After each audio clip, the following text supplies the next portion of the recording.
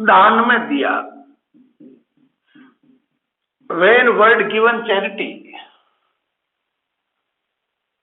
दान में जो वस्तु दी जाती है उस दशा में उस वस्तु का खाता क्रेडिट होगा और चैरिटी अकाउंट हमेशा डेबिट होगा। When anything cash या गुड्स या anything given as charity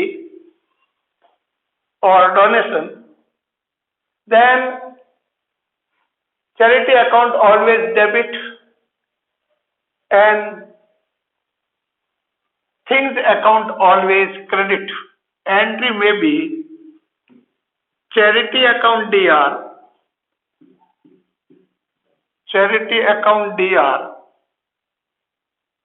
to when goods given as charity, then to goods को जगह आप यूज करेंगे वर्ड परचेजेस। गुड्स भी लिख सकते हैं लेकिन परचेजेस, क्या कि जब गुड्स खरीदा गया उस समय परचेजेस अकाउंट खोला। रोकड़ दिया आपने टू कैश, अदर कोई थिंग्स आपने दी तो particular name of things, for example आपने कंप्यूटर दिया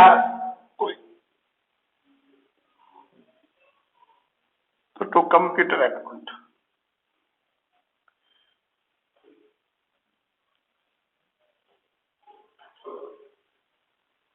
यदि आपके ऐसा दिया गया है कि दान में दिया तो दान में जो वस्तु दी जाती है उस दशा में उस वस्तुओं के खाते क्रेडिट होगा और चैरिटी अकाउंट डेबिट होगा।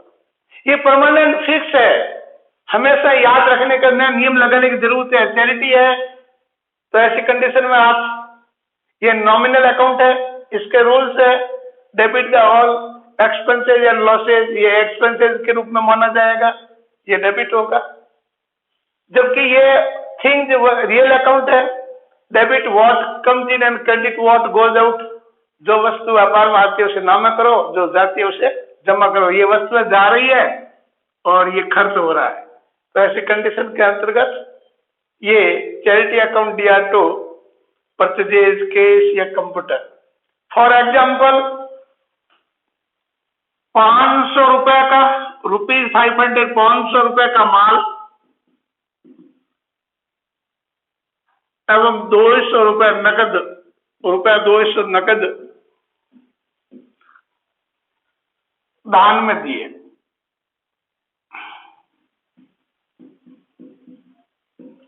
तो एंट्री होगी चैरिटी अकाउंट दिया। यदि अमाउंट बड़ी हो तो डोनेशन भी बोल सकते हैं आप, टू परचेज अकाउंट।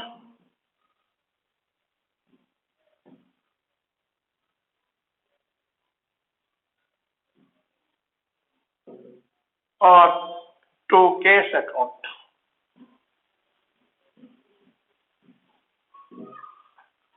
अगला आहरण किया।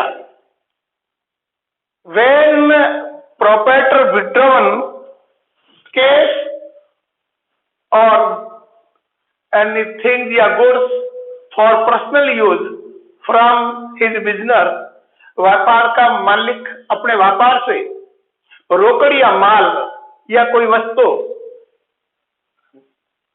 निजी प्रयोग के लिए, घर कार्य के लिए, घर खर्च के लिए निकालता है या लेता है, प्रयोग करता है, तो उस दशा में हमेशा हर कंडीशन में ऑलवेज ड्राइंग अकाउंट डेबिट होगा। और जो वस्तुएं अपने व्यापार से घर खर्च के लिए, निजी प्रयोग के लिए निकाली गई, उनका खाता क्रेडिट होगा। When proprietor withdrawn from business for personal use, cash, goods या any assets, then entry may be charity account always debit, or when the goods withdrawn तो to purchase cash withdrawn for personal use, तो to cash या to assets. तो ऐसी condition में प्रविष्टि होगी। ऐसा होता है कि जब घर कार्य के लिए, निजी प्रयोग के लिए व्यापार का मालिक अपने व्यापार से जो वस्तु लेता है, उस दशा में परमानेंट स्थायी रूप से आहरण खाता डेबिट होगा। ये पाने वाले को नाम में करो और देने वाले को जमा करो, ये यदि नियम लगाया जाए तो पाने वाला व्यापार का मालिक खुद है, तो खुद की पुस्तक में खुद का नाम डेबिट करने के स्थान पर उसका प्रतिनिधित्व करने के लिए जो अकाउंट खुलता है, खाता खुलता है, वो आहरण खाता है। व्यापार के मालिक की पुस्तक में व्यापार के मालिक का स्वयं का नाम नहीं होगा, पाने वाला खुद है तो स्वयं का नाम नहीं लिखेंगे। उसका प्रतिनिधित्व करने के लिए जो खाता खुलता है वो आहरण खाता होगा, तो वो परमानेंट ड्राइंग अकाउंट डेबिट होगा। और जो वस्तु उसने अपने व्यापार से घर पर प्रयोग के लिए निकाली गई, उनका खाता आपके क्रेडिट होगा। जैसे व्यापार के स्वामी ने निजी प्रयोग के लिए रुपया 1000 रोकड़, रुपया 2000 का माल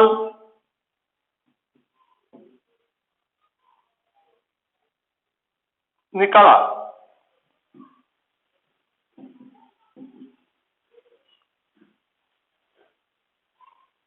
तो ऐसी कंडीशन में प्रविष्टि होगी ड्रॉइंग अकाउंट दिया।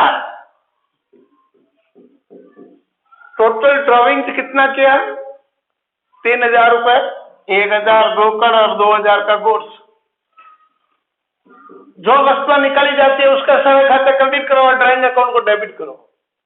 आहरण खाता हर दशा में डेबिट, और जो जो वस्तु निकाली गई, रोकड़ निकाला तो लिख दो टू कैश अकाउंट, माल निकाला तो टू परचेज अकाउंट।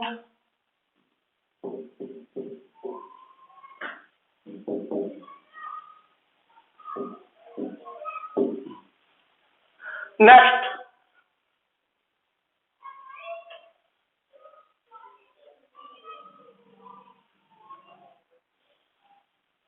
निम्न दशा में परचेज अकाउंट, निम्न परिस्थिति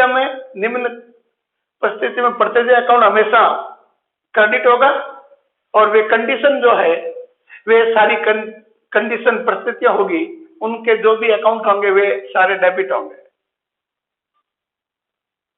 जैसे माल का निजी प्रयोग, माल का आहरण,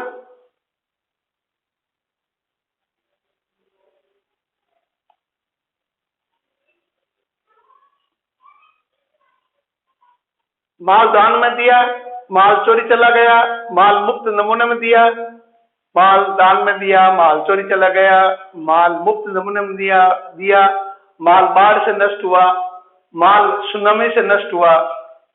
तो ये जितने भी है परचेज संबंधी बातें हैं, माल वेतन के रूप में बांटा, तो गुड्स से यदि ये दिया जाता है तो परचेज जो लागत होती है, क्रय मूल्य होता है, उसके बराबर की राशि से परचेज अकाउंट क्रेडिट होगा। और ये जो दशाएं हैं, ये सारी दशाएं डेबिट होगी। व्यापार का मालिक की पुस्तक में निम्नलिखित दशा में परचेज अकाउंट को हमेशा क्रेडिट किया जाएगा।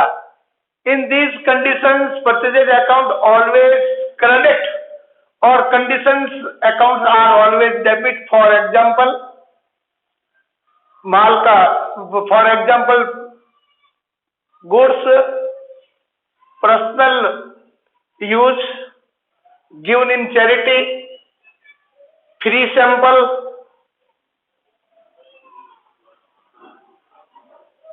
Goods destroyed by fire, goods destroyed by flood, goods destroyed by tsunami। तो एंट्री में be drawing account DR,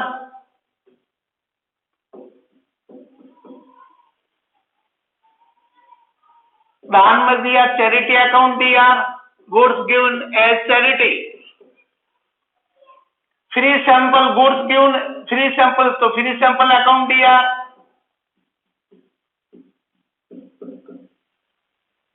free sample advertising भी लिख सकते हैं, माल गुड्स डिस्ट्रॉयड बाय फायर तो loss by fire account DR,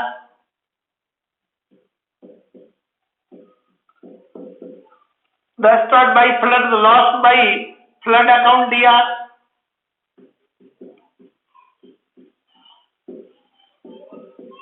tsunami से नष्ट हुआ गुड्स डिस्ट्रॉयड बाय सुनामी तो loss by tsunami account DR,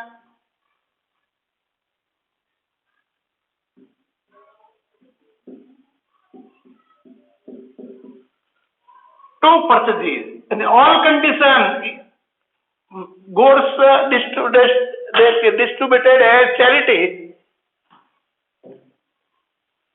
personal use, free sample, goods distributed as salary, तो सैलरी अकाउंट दिया टू परचेजेस।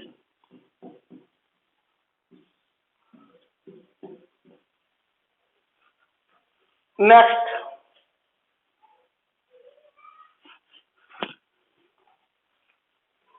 डुबत, यदि डुबत ऋण bad debts, डुबत ऋण bad debts, when goods sold on credit and debtor become insolvent, amount not required from debtors, then unrecoverable amount transferred to debtors account, it may be loss, then debtors account always debit or debtor या customer account always be to be credited. यदि आपने उधार माल बेचा तो जिस व्यक्ति या संस्था को उधार माल बेचा जाता है वो देनदार होता है, और उसके दिवालिया होने के कारण यदि आप उससे जो राशि प्राप्त नहीं कर सकते हैं तो उसको डुबत ऋण कहा जाता है। तो आपके उस डुबत ऋण का खाता खुलेगा, वो हानि है, और losses expenses and losses always debit, तो ये लॉस है, डेबिट होगा। एंट्री में भी 5,000 रुपए का माल मोहन को उधार बेचा, good sold to Mohan ₹5,000, Mohan दिवालिया हो गया,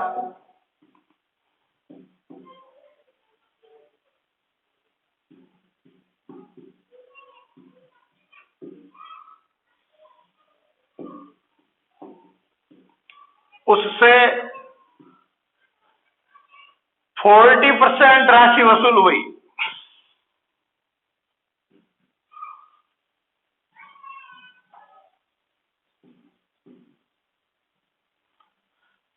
good sold to Mohan as credit, Mohan Mohan become insolvent and only 40% amount received या 40 पैसा a rupees amount received as 40%। तो ऐसी कंडीशन में डुबत जो होगी बैड डेब्ट विल बी ₹30,000, 60% पैसा डूब गया, और रुपए में से 60 पैसे उससे वसूल नहीं हो पाए, वो नुकसान हुआ। रुपए में से 40 पैसे वसूल हुए, क्योंकि रुपए में से 100 पैसे होते हैं तो 40% यानी 40 पैसा। तो ऐसी कंडीशन में जो राशि वसूल हुई वो कैश अकाउंट डीआर, जो वस्तु व्यापार में आती है, प्राप्त होने पर कैश में से डेबिट, कैश डेबिट, तो उस कंडीशन में बैड डेब्ट भी डेबिट। कैश अकाउंट डेबिट 2000 रुपये, 40% 5000 का। और नुकसान जो हुआ, हानि हुई, डूब गया पैसा, बैड डेट अकाउंट दिया,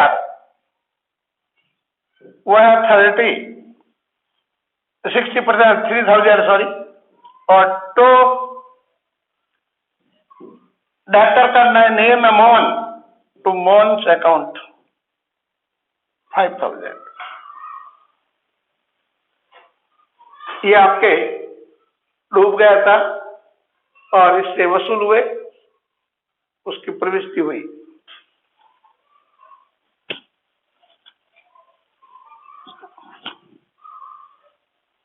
अब बैंक संबंधी जो ट्रांजैक्शन होते हैं, यदि कोई भी भुगतान चेक माल खरीदते समय या कोई भी खर्च को चुकाते समय यदि चेक के द्वारा भुगतान किया जाता है, तो उस कंडीशन में बैंक अकाउंट हमेशा क्रेडिट होगा, और जो जिसको भुगतान किया गया या जिसका भुगतान किया गया उसका खाता हमेशा डेबिट होगा। जब चेक द्वारा भुगतान किया जाता है तो बैंक अकाउंट हमेशा क्रेडिट। किसके लिए भुगतान किया या क्या भुगतान किया, किसको भुगतान किया या क्या भुगतान किया, उसका खाता हमेशा डेबिट होगा।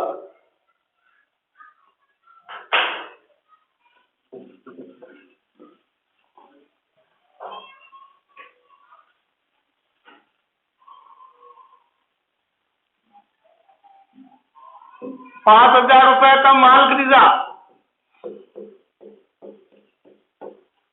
चेक द्वारा भुगतान किया गया, तो माल खरीदा शब्द है, तो क्या खरीदा, उसका खाता हमेशा डेबिट होगा, तो परचेज अकाउंट आपका डेबिट हो गया। अब पेमेंट भुगतान नकद करता है तो लिख दो कैश, और चेक द्वारा होता है तो लिख दो टू बैंक अकाउंट। 1000 के वेतन का चेक द्वारा भुगतान किया गया, तो ऐसी कंडीशन में चेक द्वारा कभी भी भुगतान किया जाता है, बैंक अकाउंट हमेशा क्रेडिट। तो एंट्री में सैलरी आपका भुगतान हुआ, सैलरी का क्या भुगतान किया या किसको भुगतान किया उसका खाता हमेशा डेबिट, और चेक द्वारा जो पेमेंट हुआ तो बैंक खाता हमेशा क्रेडिट किया जाएगा। कोई भी भुगतान चेक के द्वारा होगा, when any payment by check, then bank account always credit. All expenses which are paid by check always debit.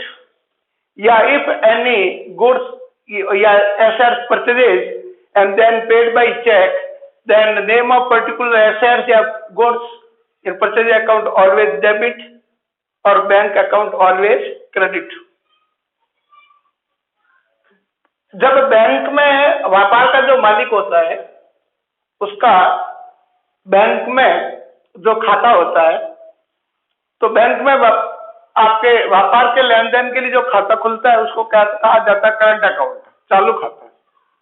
व्यापार का मालिक के जितने भी व्यापारिक लेन देन होते हैं, जो अपने व्यवसाय से संबंधित लेन देन है, वे चालू खाते के माध्यम से करंट अकाउंट के द्वारा किया करेगा।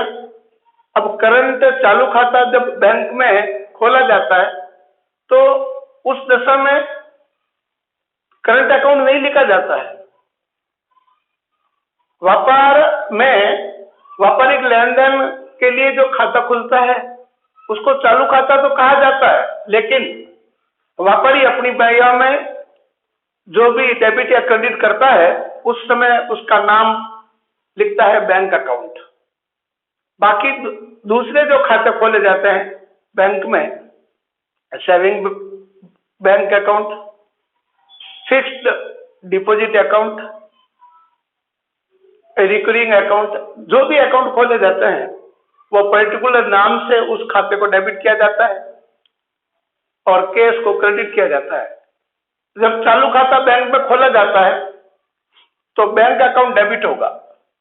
तो बैंक में चालू खाता खोलने पर बैंक में चालू खाता खोलने पर bank account DR to case.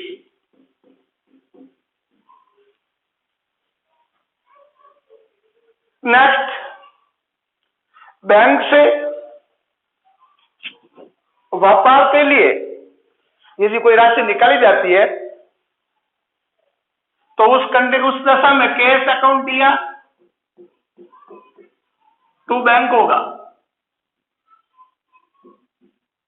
Cash account DR to bank, bank से व्यापारिक खर्च के लिए कोई राशि निकाली जाती है, बैंक में जब जमा कराया जाता है तो परमानेंट बैंक डेबिट और कैश क्रेडिट। बैंक से व्यापारिक कार्य के लिए, बिजनेस के पर्पज से यदि कोई राशि व्यापार में के लिए निकाली जाए, बैंक से विड्रॉल की जाए, तो उस दशा में cash account DR to bank होगा। जब चेक प्राप्त होता है और उसको प्राप्त करने की तारीख को बैंक पर जमा करा देते हैं तो बैंक अकाउंट DR। अब जिससे प्राप्त किया उस पार्टी का नाम CR कर देंगे, या माल बेचते समय चेक प्राप्त करते हैं और सेम डे बैंक में जमा कराते हैं तो bank account DR to sales करेंगे। चेक प्राप्त किया और उसी दिन बैंक में जमा करा दिया जाता है तो बैंक अकाउंट डेबिट होता है। When check received and same day deposited into bank या sent into bank तो always बैंक अकाउंट डेबिट।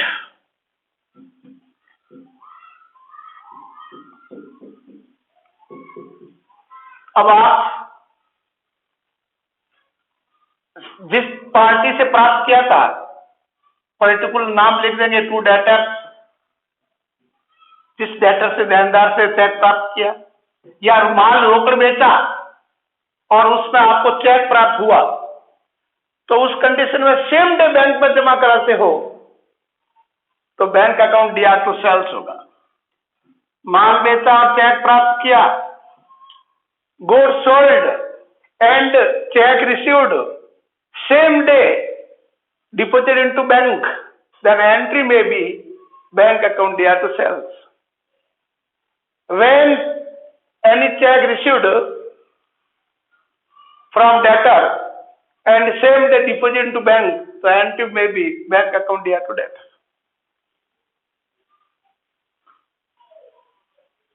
यदि चेक प्राप्त किया और उसी दिन आप बैंक में जमा नहीं कराते हो तो उस दशा में उसको रोकड़ माना जाता है। रोकड़ की तरह इसके साथ व्यवहार किया जाता है, ट्रीटमेंट किया जाता है।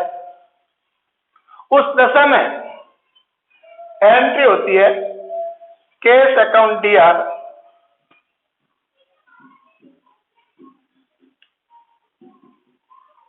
टू डेटर्स,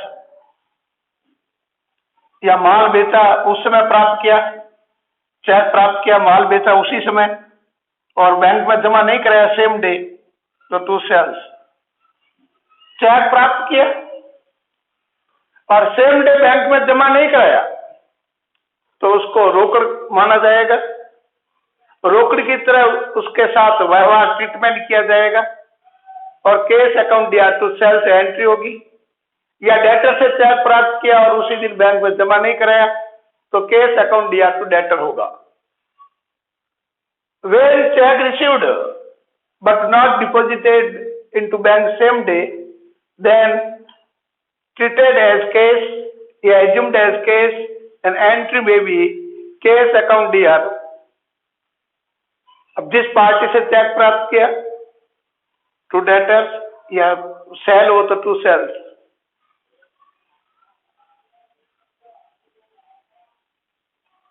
नेक्स्ट, किसी भी खर्च का भुगतान यदि चेक के द्वारा किया जाएगा तो एंट्री होगी particular expenses account DR to bank.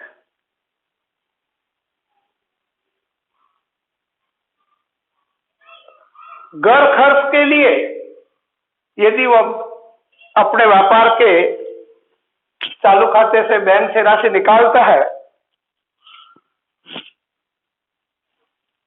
when a proprietor withdrawn from bank for personal use, उस कंडीशन में ड्राइंग अकाउंट डेबिट होगा और बैंक अकाउंट क्रेडिट होगा। एंट्री में भी drawing account DR to bank.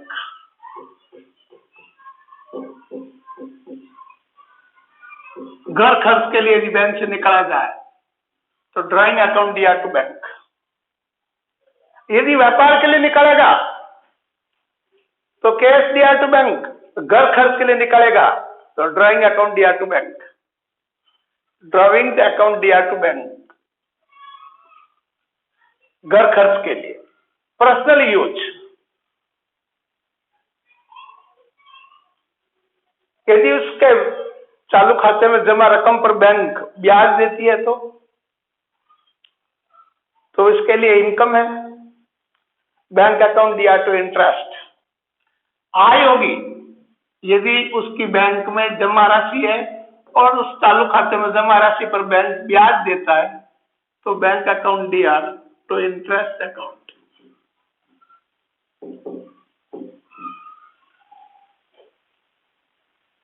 ये तो आपके एंट्रीज के जो रूल्स हैं